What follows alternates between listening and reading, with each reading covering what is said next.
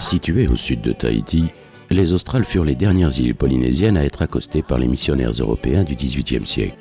L'une d'elles, Rurutu, à environ 600 km des îles de la Société, est aujourd'hui l'île la plus accessible de l'archipel des Australes.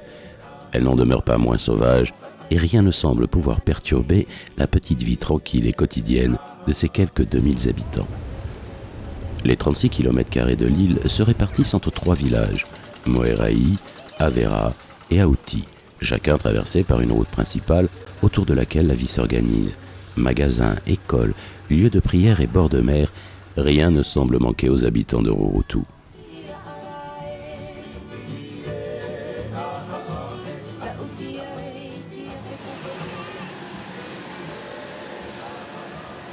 Cette île de l'archipel des Australes constitue un exemple typique de Makatea. En effet, voici des millions d'années, un soulèvement de la croûte terrestre a fait jaillir l'ensemble de l'île au-dessus de la mer, transformant son ancien récif frangeant en falaise côtière qui s'élève jusqu'à 150 mètres au-delà du niveau de la mer.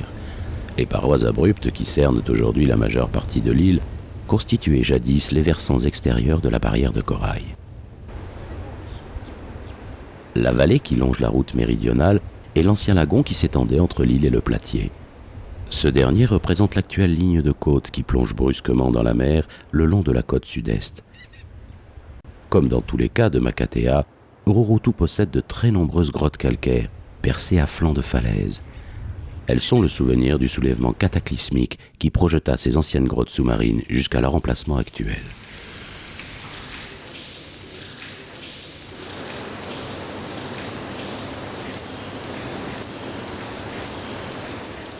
Dans ces cavités, l'érosion a fait naître de la pierre ou du calcaire des formes étranges, mais également de nombreuses concrétions calcaires pendantes et montantes, les stalactites et les stalagmites.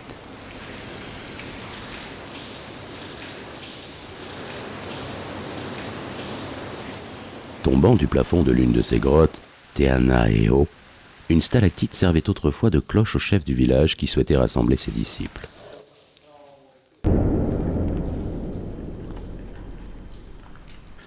Les grottes de Rurutu ont chacune une histoire ou une légende qui traverse le temps et que les habitants aiment conter ou bien parfois chanter.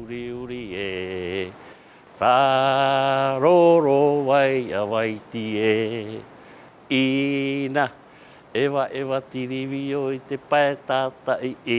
légende de Ina, c'est une légende qui m'a été transmise par mon grand-père et qui parle de la dernière cannibale de l'île de Rurutu, qui habitait à l'époque dans une grotte qui se trouve au flanc d'une montagne.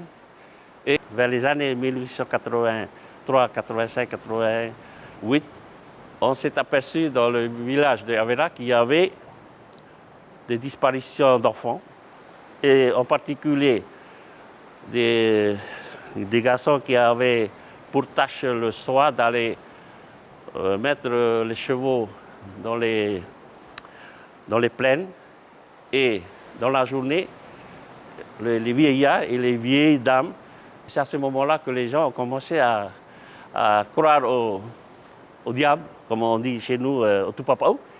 Et on s'est dit, oh, attention, maintenant, il ne faut plus sortir la nuit. Et par hasard, il y avait des pêcheurs qui sont partis à la pêche à l'île de fond. Et au large, ils ont aperçu une lueur vers la fameuse grotte de Ina. Et puis, ils ont appelé à ce que tous les villages, tous les habitants, les hommes plutôt, des 3 villages, viennent capturer ce monstre. Parce qu'ils avaient déjà dit que c'est un monstre. Et c'est à ce moment-là, quand ils ont réenfumé le La grotte, c'est là que la bête est sortie. Et en sortant, c'était une dame toute nue avec des longs cheveux et des longs ongles. Et c'était ça, ses défenses. Et à ce moment-là, ils ont eu l'idée de faire des filets. Premier filet avec des lianes, second filet avec des cordes de bourreau et troisième avec les nappés. Ina, la cannibale, serait donc à l'origine d'une des traditions les plus ancrées dans la culture des Rurutu, le tressage de Pandanus. Dans le petit faré artisanal de Moerai, les femmes se rassemblent quotidiennement et en chanson, chacune rivalise d'habilité et de rapidité dans la confection de paniers, de chapeaux et de pewe.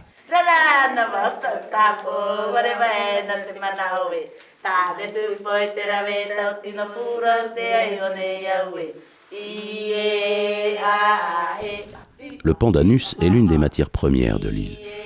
On le trouve souvent en bord de route ou bien dans des champs plus ou moins entretenus. Ce sont les femmes qui coupent les longues feuilles qui leur serviront à fabriquer les objets artisanaux. Ces feuilles vertes de pandanus sont triées puis découpées afin d'obtenir des fibres plus fines. Les femmes tressent ensuite les languettes de pandanus à une longue tige, puis les suspendent à un arbre pour les laisser sécher. Il faudra une dizaine de jours pour que le pandanus puisse être tressé.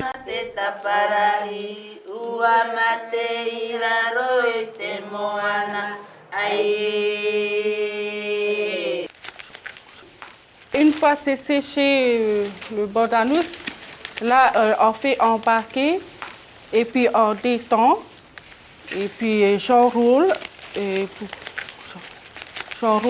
puis ça devient comme un rouleau de pandanus.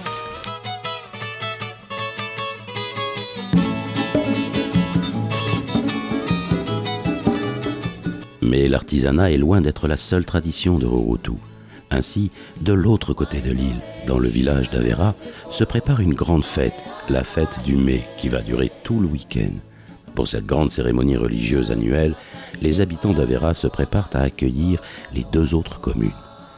Dès le samedi matin, les grosses pierres du four tahitien sont mises à chauffer, les cocos râpés, les cochons engraissés toute l'année vont être sacrifiés et chacun a ramené de la pêche de nombreux poissons.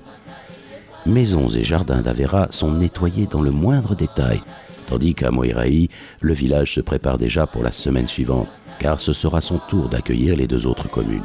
La petite église pittoresque de Moerai est donc repeinte entièrement à la chaux, peinture blanche à base de blocs de coraux ramassés sur le récif puis brûlés. Et tandis que les hommes donnent les derniers coups de pinceau, femmes et enfants se dirigent déjà vers Avera selon leurs propres moyens de locomotion. La fête du mai commence par l'accueil dans la maison paroissiale des comités, petits groupes d'élus dans chaque village et qui seront décisionnaires dans le déroulement des cérémonies du week-end.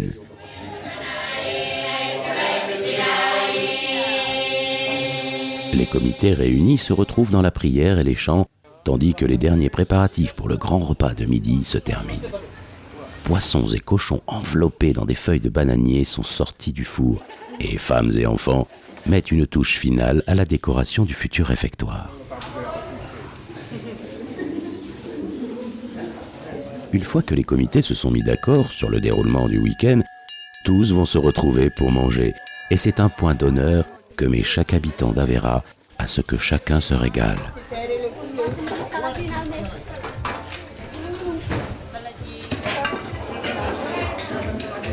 Après avoir festoyé, tout le monde rejoint tranquillement sa maison.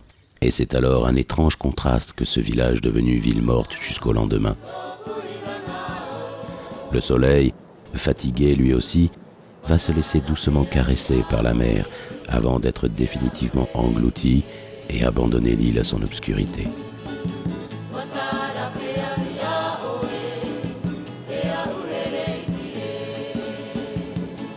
Une personne cependant ne profitera pas de cette nuit pour dormir. Il s'agit de Mama Tetua, unique pâtissière de l'île et qui, dès 2h du matin, s'affaire au fourneau pour préparer petits mets sucrés et salés pour le lendemain.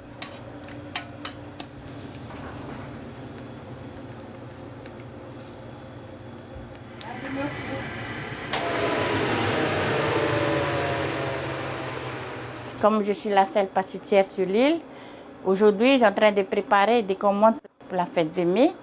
Alors, j'avais des commandes de pain au raisin, du pain au chocolat, des pizzas, des salés et des saucisses feuilletées, des tartelettes aux amandes, des tartelettes au coco et des choux, des éclairs et des octremés. Pour aujourd'hui, pour la fête du mai de Avera. La journée du dimanche commence dès le lever du soleil. Les habitants de l'île se retrouvent dans le temple d'Avera pour prier, pour chanter.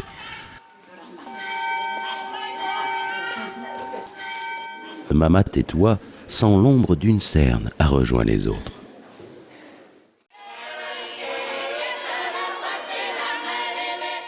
Durant toute la messe, les chants se succèdent. La plupart sont des hyménées chantés par des chorales des différentes paroisses. Chacun, hommes et femmes, reste très concentré sur sa voix, et cela sous l'œil attentif des diacres de l'église.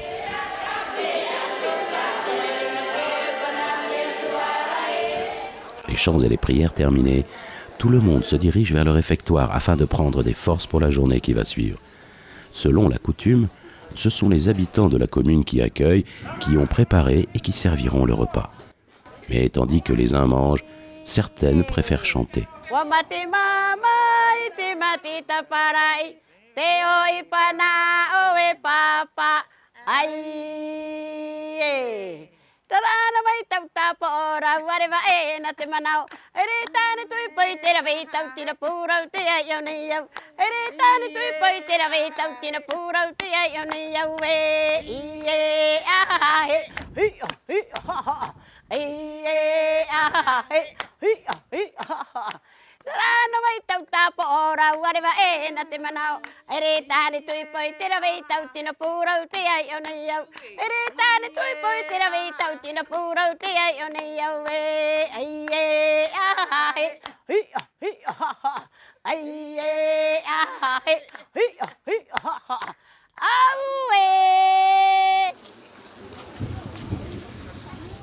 L'après-midi du dimanche est le moment le plus attendu car le plus important de la cérémonie du mai. En effet, chacun a revêtu son habit du dimanche pour assister aux messes et bien sûr pour chanter.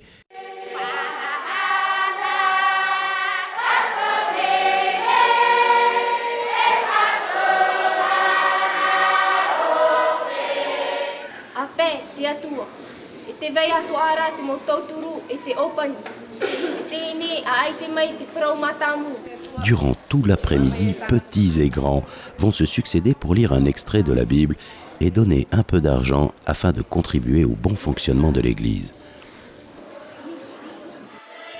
Et tandis que certains font preuve d'un enthousiasme débordant, d'autres semblent vaincus par le sommeil.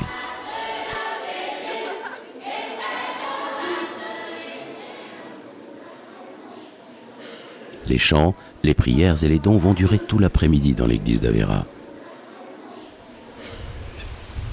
Tous, cependant, n'assistent pas à la cérémonie. Certains préfèrent passer leur week-end à s'occuper des chevaux nombreux sur l'île et que les Rurutu utilisent encore pour transporter les marchandises ou bien se déplacer. D'autres profitent de la mer ou vaquent à des tâches agricoles.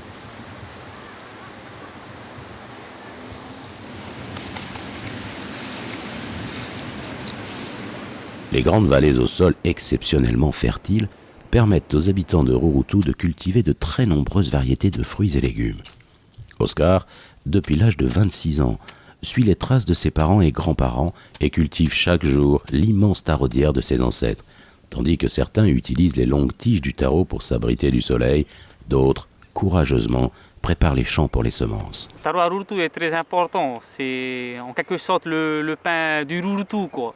Et je n'ai pas encore d'enfants, mais j'espère que si un jour j'ai des enfants, ben, j'espère qu'ils vont faire, qu'ils vont continuer à faire ce que je fais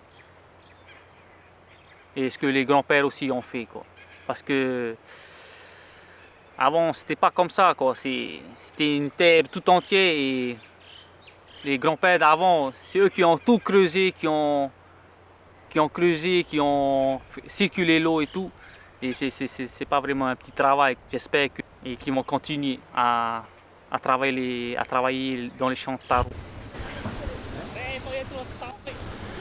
Cultiver le taro demande en effet beaucoup de travail. Il faut tout d'abord couper les feuilles sèches des cocotiers, puis les ramener jusqu'à la taraudière. Ces feuilles sont déposées sur les champs labourés, puis, grâce à un pilon de bois, Oscar creuse des trous espacés d'environ 50 cm, puis pique les tiges de taro.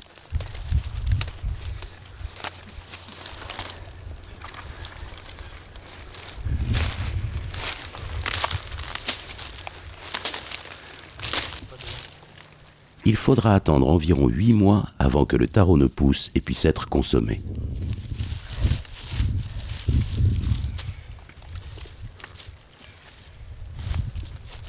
Le routou, il ne peut pas vivre sans taro. Et aussi, le routou un routou, il doit planter le taro. Celui qui ne plante pas de taro, c'est pas vraiment un routou, quoi.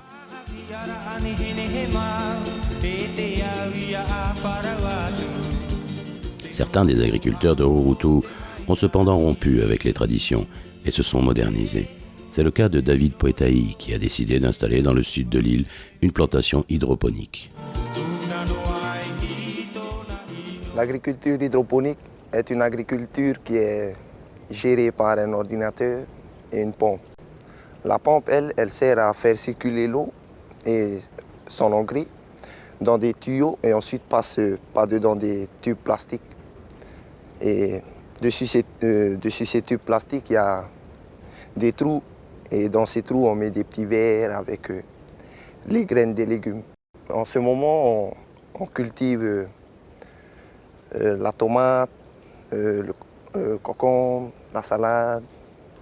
Ceci, on fait en famille avec mon père, ma mère, mes frères et 2 des travailleurs. Une fois que tout a été cueilli, on envoie tout ça au marché de Rurutu.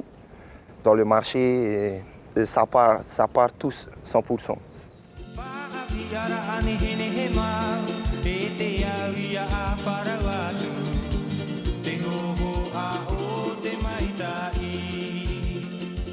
Hormis les nombreuses ressources de ces terres, Rurutu possède également de magnifiques plages de sable blanc.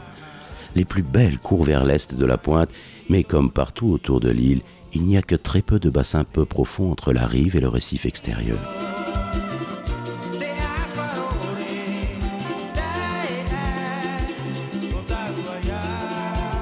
L'une des traditions perpétuées de père en fils est bien sûr la pêche. Dans cette île, la pêche ancestrale se pratique avec un hameçon très particulier et typique à Rurutu. À Rurutu, les anciens ils pêchent avec cet hameçon-là. On les appelle pi. Jusqu'à aujourd'hui, ils pêchent toujours avec ça. Bon, d'abord, on les écaille.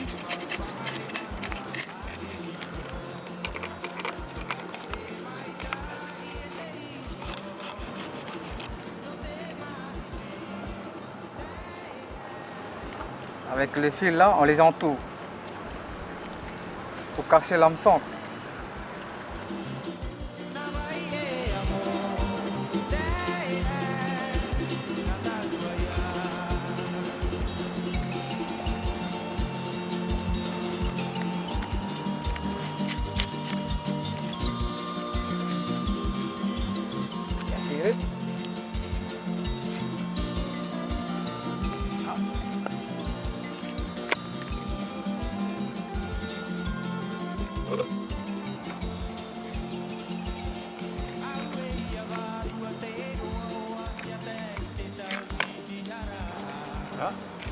Après, je mets les cailloux. Voilà.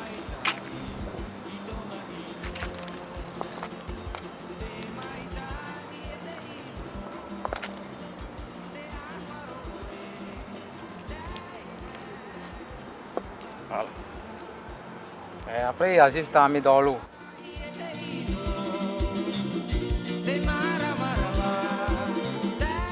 Grâce à l'hameçon ancestral, ou au leurre d'aujourd'hui, les pêcheurs de Rurutu ne rentrent jamais bredouilles.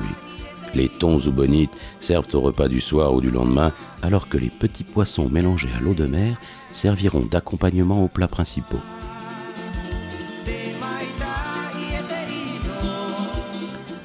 quand on dit que les pêcheurs finissent de nettoyer les derniers poissons, de l'autre côté de l'île, ce sont quelques chèvres qui broutent tranquillement. Vous êtes dans la ferme d'Aumiry et je fais un élevage de chèvres laitières. C'est une race qui s'appelle, c'est la British Alpine. C'est la cousine éloignée de la chamoisée que l'on trouve en France.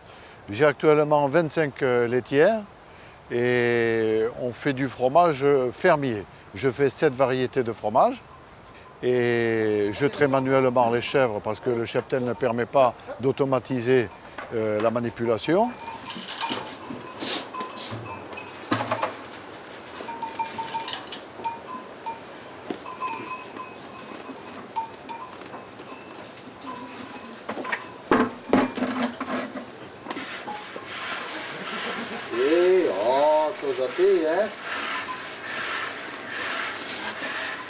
Une fois les chèvres sont traites, je vais filtrer le lait.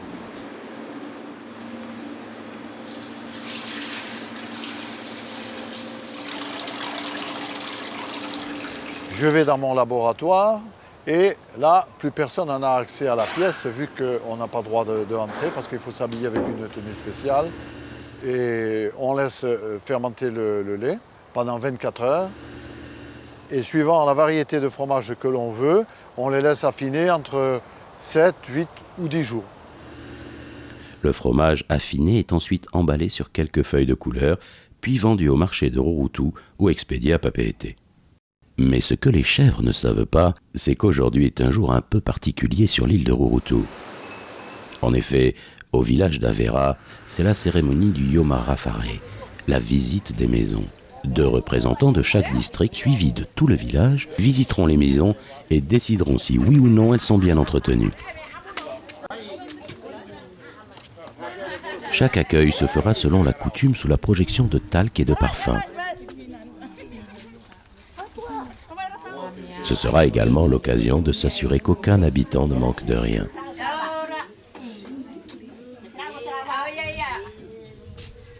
La visite se poursuit toute la matinée, ponctuée de haltes de plus en plus nombreuses devant les petits buffets que chaque habitant des maisons visitées a préparés pour les gens de passage. Dans certaines maisons en deuil, ou dont les occupants sont malades, une halte toute particulière est faite afin de chanter et de prier. Les longues marches entre chaque maison sont parfois fatigantes, mais cela n'empêchera personne sur la fin du trajet de fêter la matinée, de chanter et de danser.